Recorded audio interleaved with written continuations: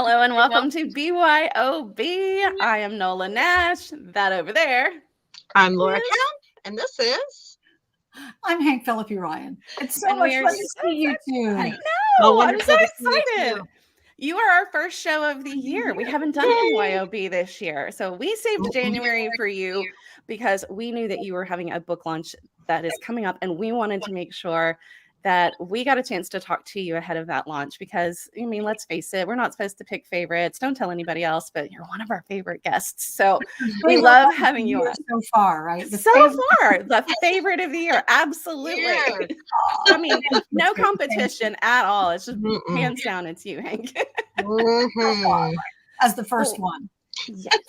I mean, it's the thing.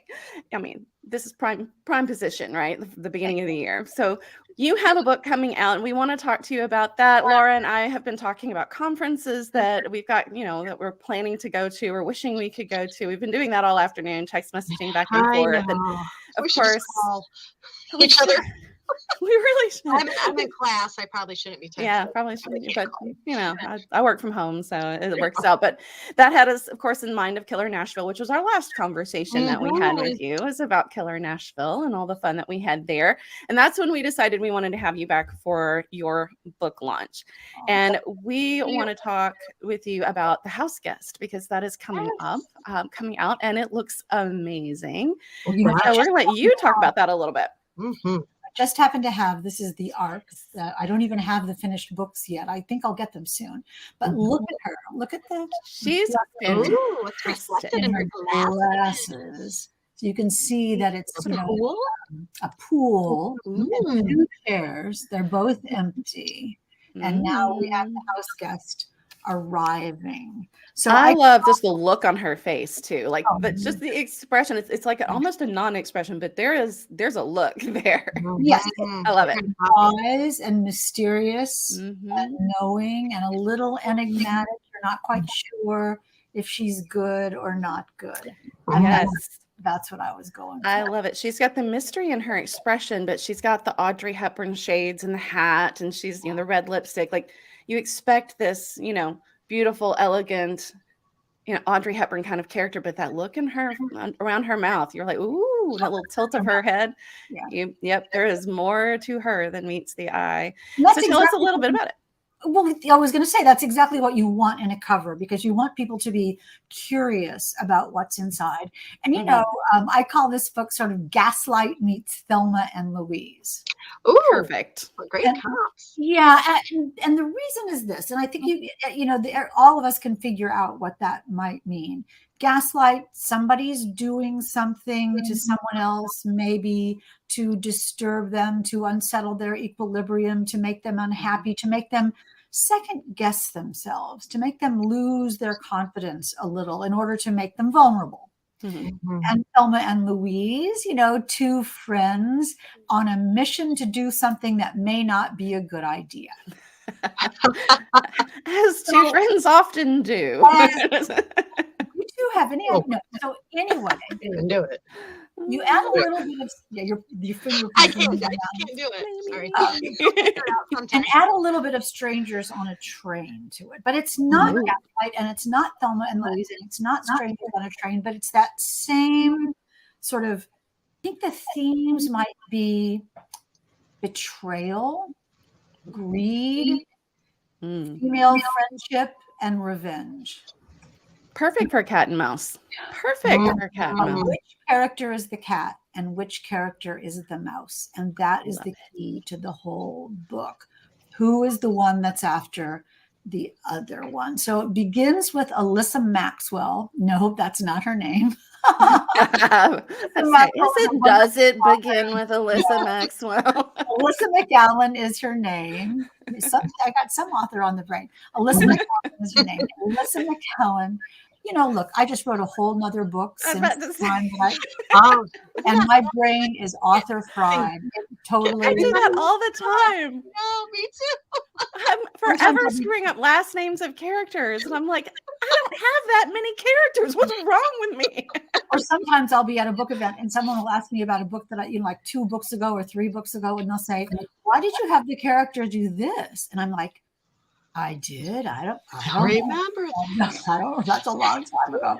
A Anyway, long time ago. Tell me. in the house guest, we'll just make a little segue. In the house guest, Alyssa McCallan, the main character, is sort of reeling and befuddled and confused and terrified because she's just been dumped by her husband.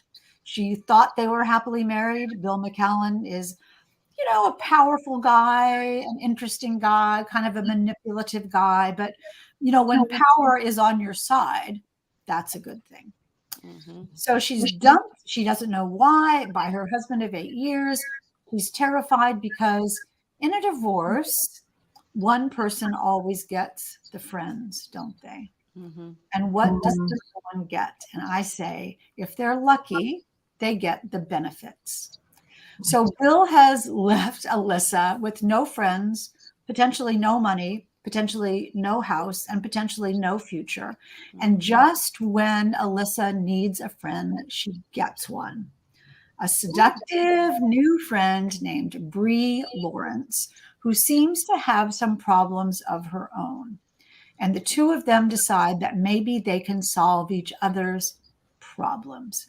And when the FBI shows up at Alyssa's door, then things begin to happen.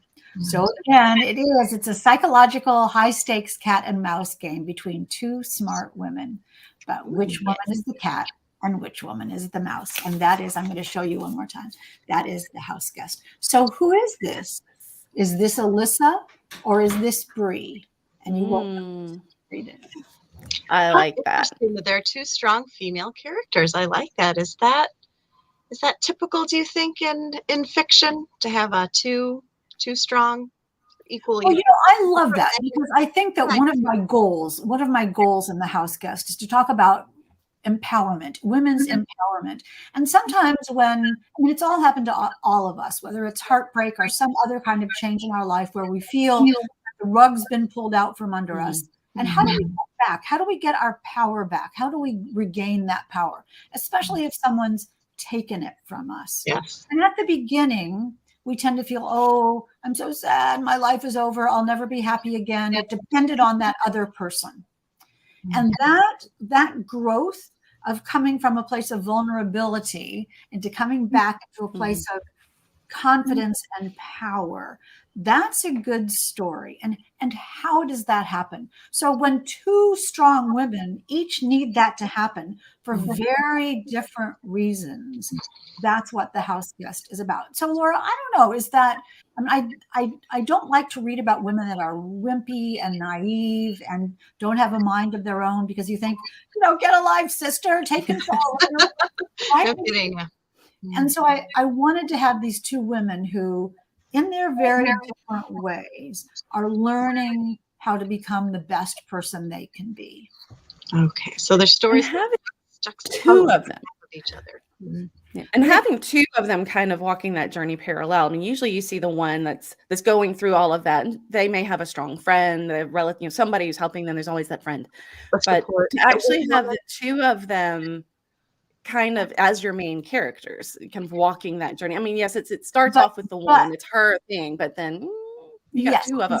Exactly. But when you talk about gaslighting, and we think, oh, it's the husband gaslighting the wife, but is it really?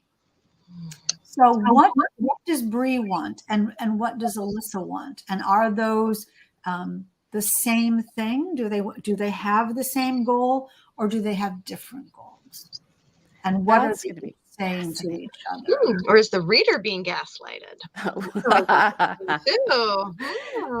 think that's a great thing about a cat and mouse. You do kind of feel like you're not privy to all of the information. You're being manipulated by the characters because you are continually guessing. And I guess that's typical of all mysteries, especially the good ones that don't give the reader all the clues as they go along. I think that's such a genius thing for you to say, because this book, The House Guest, the only point of view, it's in one point of view. We are only in Alyssa's mind. So we're privy to absolutely everything that she knows or wants or thinks, absolutely everything we know. It's fair because we're only in Alyssa's head. We are not in Bree Lawrence's head. We are not in Alyssa's husband, Bill McCallan's head. We are not in the newcomer Des McKittrick's head. We Great don't, name. we don't know. Yeah, that's great. So what are they thinking? And what are their motivations? And we don't know that because we can't, because we're Alyssa and we don't know. So we are figuring it out along with Alyssa. Exactly. So as the reader is reading this, if those characters are gaslighting our main character, they're gaslighting us as a reader too. And that's, or we are being the manipulative ones. I mean, that's one of the reasons why I love Edgar Allan Poe so much. And me and my dark stuff that I write too. But Poe always did that with his narrator. It was always that first person unnamed narrator so that you were the lunatic. You were the one teetering on the edge. And it was very easy to put yourself in that. And so when you have a character like this one, where we're kind of watching all of this happen around her at the same time, if we're kind of taking her on as a reader, you tend to take on that main character as yourself. That's why we fall in love with book boyfriends and things like that. So if we're taking her on, are we taking on the one who's actually gaslighting us? It's what an interesting way it's very twisty, and it's twisting up your readers' minds as much as the characters, and I love it. I hope so. I mean, the Library Journal starred review called it binge-worthy, and publishers said Ryan is a master of suspense. Well, yes, you are. I know. That's what I'm really going for, because this is a murder mystery. It is a financial thriller, big money, big danger, big suspense, page turning, but it's about power. This is a book about power.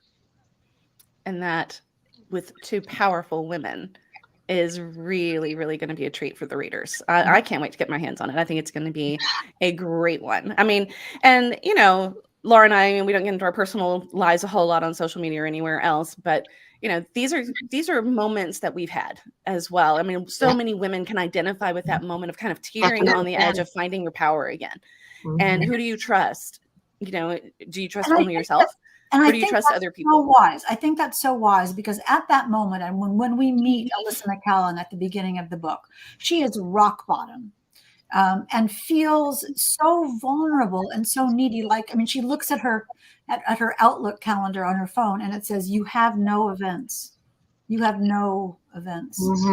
About that, how that, she looks at all of the things she went to in the past, galas and balls and auctions and dinner parties and all kinds of super big time wonderful things, and she calls them the ghosts of her events. She can see what there was in the past, sort of taunting her, but there's nothing in her future.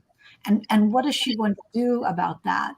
But then, and she's very well off. She and Bill have this affluent country club, fancy, glossy, flossy lifestyle.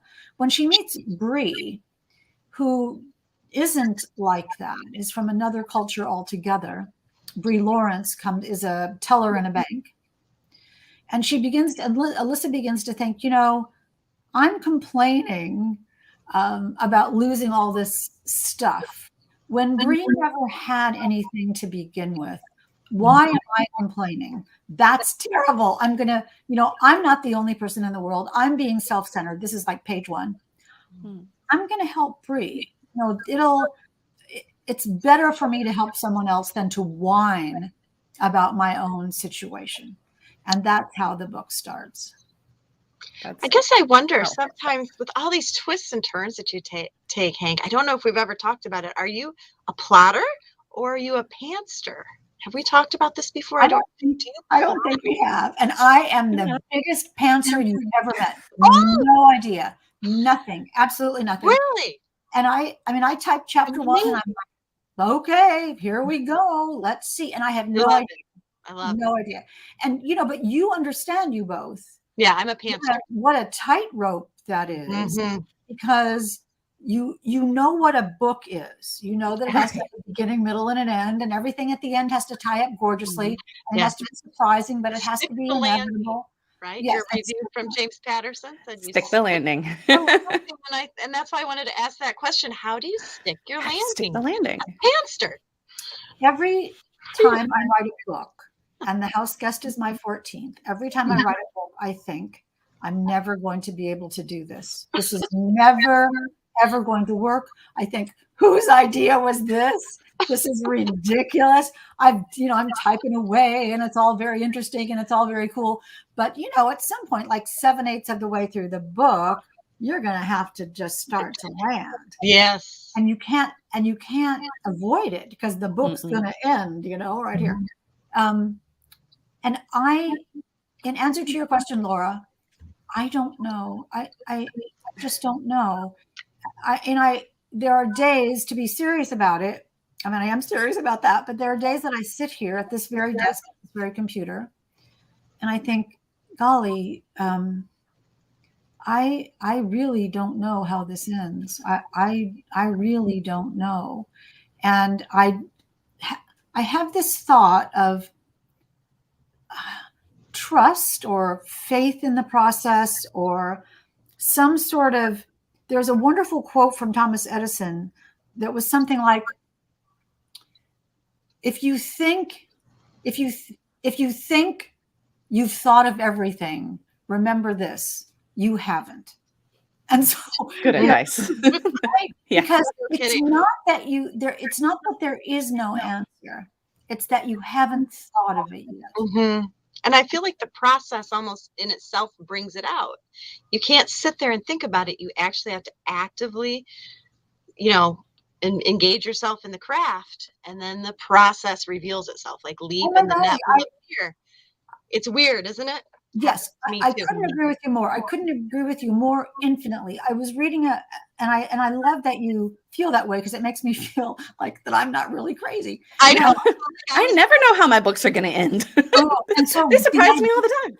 Yeah, they surprise me all the time. Yes. And so why the idea that we would do it yet again? Let's scare myself. Put ourselves through this. Yeah. I know this is silly, but I'm taking writing advice from a fictional character. In Ellie Griffith's book, The Stranger Diaries, which I highly recommend. Ellie Griffiths is great, and The Stranger Diaries is great. Sort of gothic boarding school kind of. Mm-hmm. You'd love it, you all. Oh, yes. The main character in The Stranger Diaries is an English professor.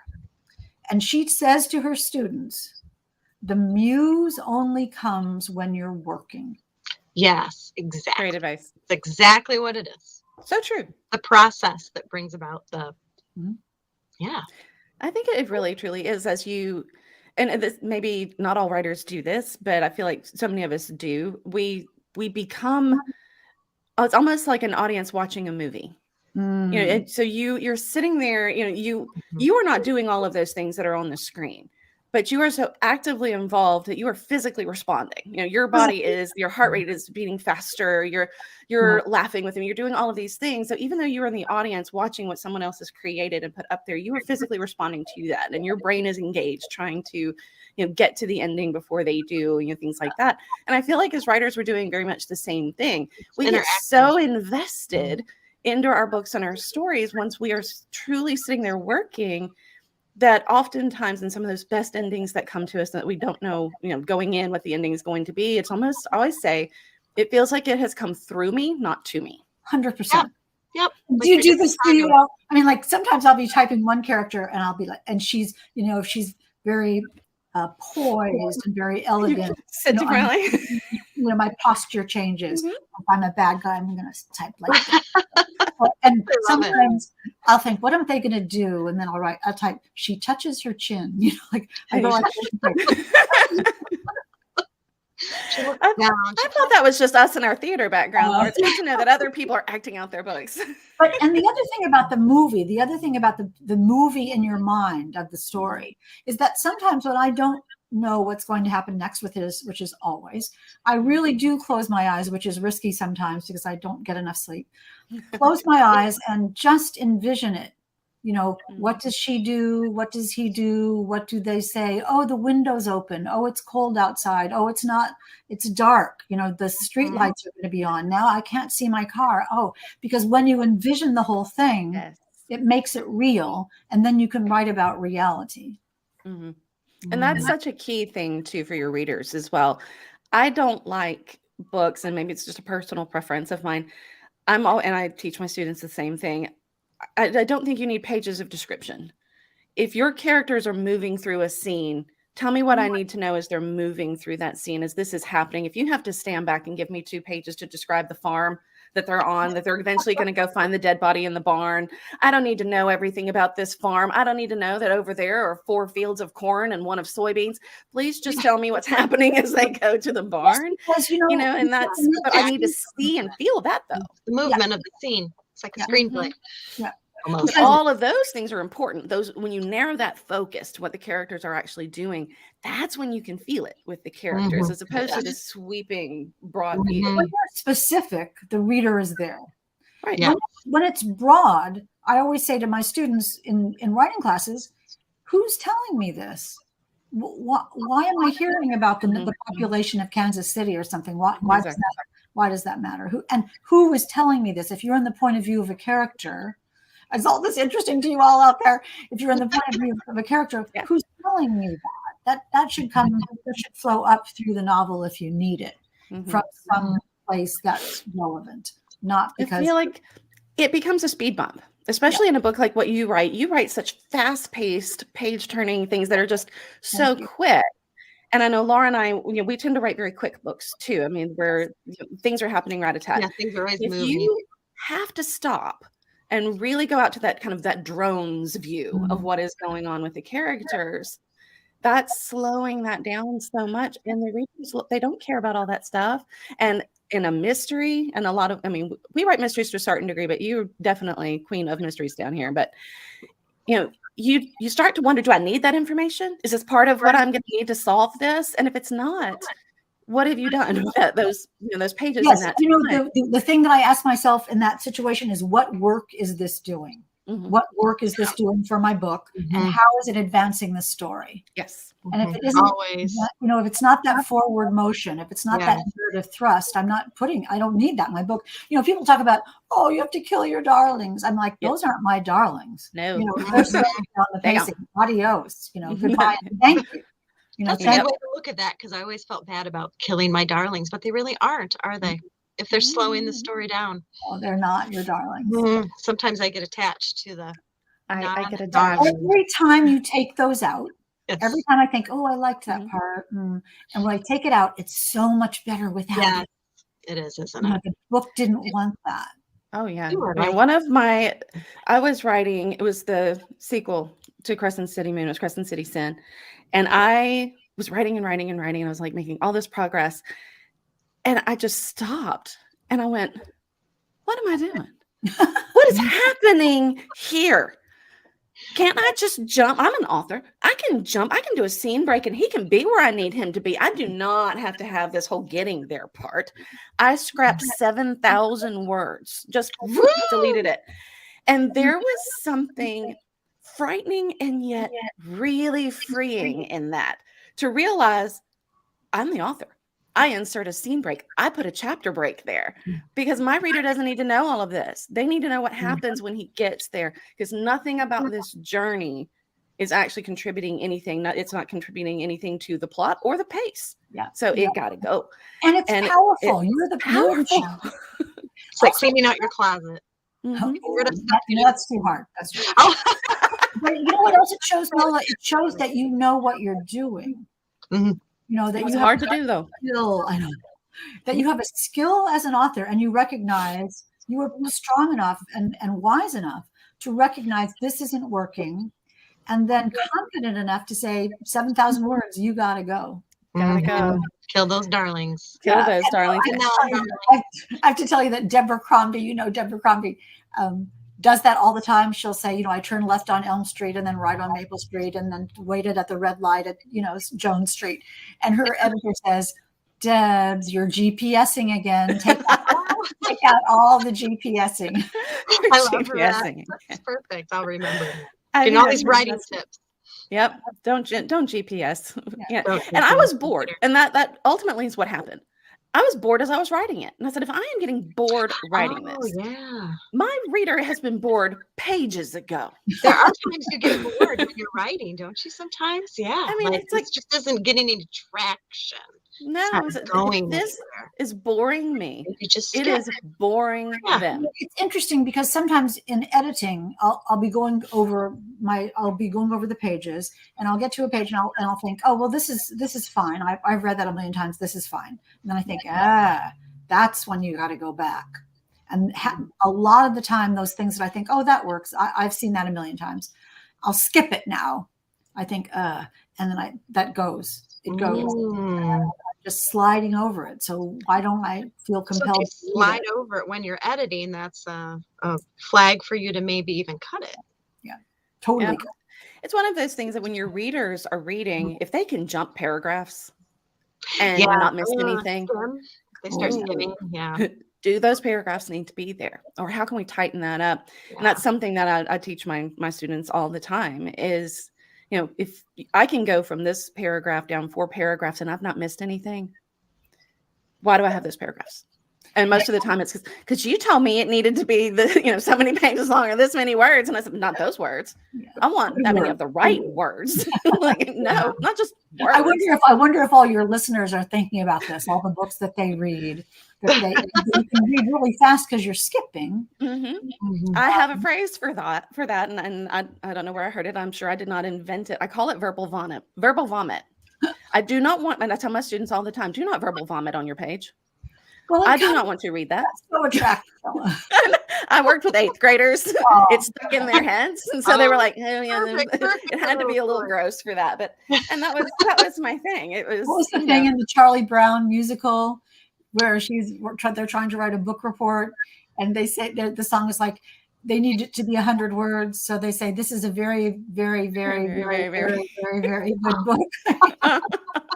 Yeah, very. It's words. They're not the right words. They're not. How many middle schoolers actually use that? Yeah, as their yes. Yeah. Oh yes.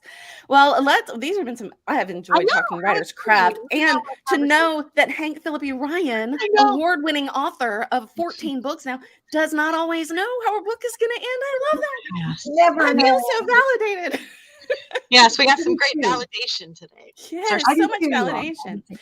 Well, we're going to talk about what we're reading here for just a second. So we have every now and then we'll do our "What You're Reading" segment. So we're going to talk a little bit about what we're reading, and it's always good to know what our guests are reading too. So, Hank, what are you reading? Put you on the spot. Well, I know I wasn't ready for this, but just because my book is surrounded by desks, my desk is surrounded by books. I just happen to have some of the ones that I'm reading right now, which is good. Liv Constantine's The Cemetery. Love her stuff. Liv is great. Looks like my screen behind us. It's like a mirror, isn't it? That's cool. So I can't wait to start this. Also, this just arrived. Brendan Slocum's Symphony of Secrets. You can see this isn't the final cover at all, but he wrote The Violin Conspiracy about a stolen Stradivarius. If you don't know Brendan Slocum, he's quite astonishing, just beautiful writing and wonderful stories. This is his second book, Symphony of Secrets, and it says on the back, a gripping page turner about how America's most famous composer hid a shocking secret and how his descendants will stop at nothing to make sure the truth stays hidden. So one of the pieces of music that we all know was really written by someone else. Oh, I like that. Secrets and Liv Constantine. Those are the ones that just happen to be right here. Well, great choices. What about you? Laura, what are you reading? I'm reading Colleen Hoover. I've been hearing about her from my middle school students forever. And my daughter got me this for Christmas. So I started reading reminders of him. And the chapters are kind of short.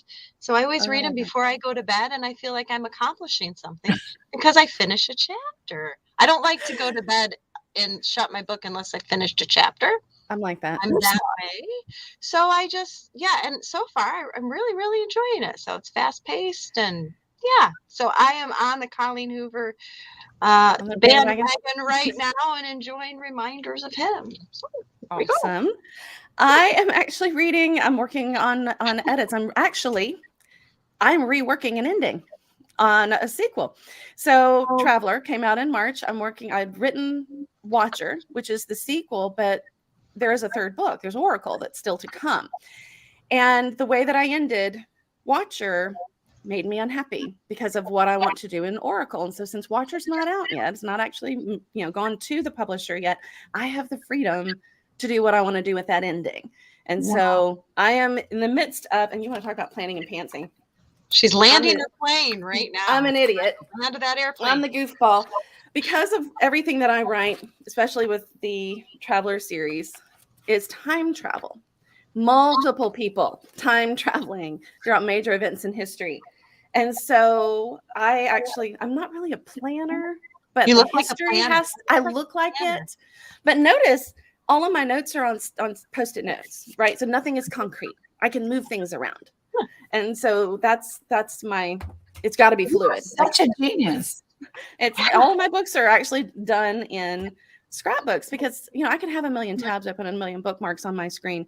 But if I can put it in that book and flip to that page that I need just the picture of that historical monument or something that I'm doing. Wow. So I'm reworking the ending of Watcher. But in order to do that, I'm actually backing into some of the things that happened in Traveler and happened earlier in Watcher so that then I'm laying groundwork for what I need to do in Oracle. So I'm dismantling and reconstructing whatever I thought I had landed. Apparently that runway was full of potholes, and so now I've got to go pave it out. It turns out to have a stop between. Yes. It's not a direct not a direct flight. But as a pantser, if we're showing off notebooks, as a pantser, one thing that I'm sure is that you write things and then you think, wonder what that's for. Wonder who that was on the phone. Huh. Who's at the door? So I keep track in my handy ugly notebook. I have my fix pages. Can you see? Oh yeah. Fix. And then there's this whole list of pages and pages of things that I have to go back as I'm landing and check them off. Like, okay, I fixed up that. I fixed that. I ended that.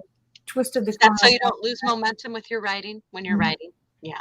I need to do more of that because I'll stop and fix it right at the time. And then I lose momentum. Well, you can't, sometimes you don't know it till later. Yeah. And then you have to go back. Yeah. My mother is brilliant at finding those things. I tell people all the time, my mother is my greatest champion and my toughest critic. I mean, she tells me all the time, I cannot write anything. I can edit the hell out of anything you give me. And I'm like, thanks, Mom. She's ruthless when it comes to stuff like that. And she will find those nitpicky things. Like, why did that happen? What was the point of that? She's so great. I get, print out a manuscript and it comes back with all kinds of other sticky notes, not as charming as the ones that I have telling me what I'm supposed to be writing. Hers are telling me what to axe. And I'm like, yeah, good stuff because I wasn't going to do it. But she finds all of that stuff. And it's great to have that. And then the more people you can have make those passes there, through there that with a level of ruthlessness. And that's one thing when we send things out to beta readers and things like that, sometimes all you get back is the praise. And you're like, I know there are things in there that need to be fixed. Please tell me what they are before someone else further down the line, and I can't fix it, finds it. So I love those ruthless people. So choose your beta readers wisely. Mm-hmm. Oh, true. Always. Well, Hank, I told you we ramble. We said we were going to do 20 minutes. We did not. But this has been I feel like we've had kind of a masterclass with Hank Phillippi Ryan. And it has been truly, such a learning experience for us and so validating for us as authors. And I hope that for readers, they've gotten a glimpse behind the curtain of what an award-winning author does as they're, writing things, as they're thinking through those things, making those drastic edits to get these books that are binge-worthy, that are these fast-paced page turners that stick the landing. I mean, thank you so much for coming on and talking to us about The House Guest. We wish you so much success. I can't wait to read it. I'm going to get it on pre-order because I want to make sure that it lands right now for pre-order. Yes, in my cart, because this is one not to be missed. Two powerful women, cat and mouse. Who is gaslighting who? Doesn't get any better than that. And it's a Hank Phillippi Ryan book, so it's good.